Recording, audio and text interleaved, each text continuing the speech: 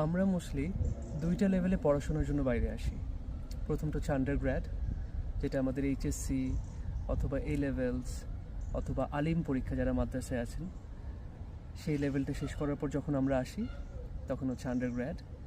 আন্ডারগ্র্যাডে দুইটা programme popular.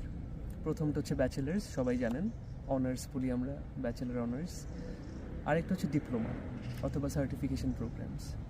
তো certification অথবা ডিপ্লোমার চেয়ে ব্যাচেলারের ডিগ্রির ভ্যালু অনেক বেশি। এটা একটা কমপ্লিট 4 বছরের প্রোগ্রাম। ইউকে এবং অস্ট্রেলিয়াতে 3 বছরের প্রোগ্রাম, বাকি সব দেশে 4 বছর।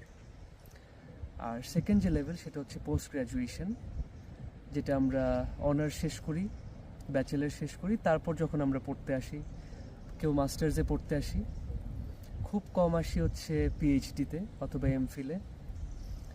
তো এই হচ্ছে দুইটা লেভেল, আন্ডারগ্র্যাড আর পোস্ট গ্র্যাড। তো অনেকে বলে যে আন্ডারগ্র্যাডে তো পড়া মানে এক্সপেন্সিভ বেশি, আমার অনেক বেশি টিউশন ফিজ, 4 বছর ধরে আমার ভার্সিটিকে টাকা দেওয়া লাগে।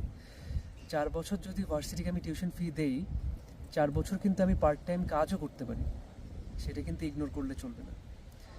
আর 4 বছরে পার্ট টাইম কাজ করে আমি যে পরিমাণ আর্ন করতে পারবো, সেটা দিয়ে আমার দেখা মতে বেশিরভাগ স্টুডেন্ট তাদের লিভিং কস্ট সাথে ইউনিভার্সিটি টিউশন ফিও পে করতে পারে।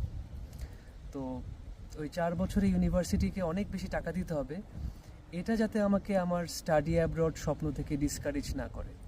আমি যাতে বিদেশে আসলে আমার যে আর্ন করারও একটা স্কোপ তৈরি হবে, সেটাও যাতে আমি মাথায় রাখি।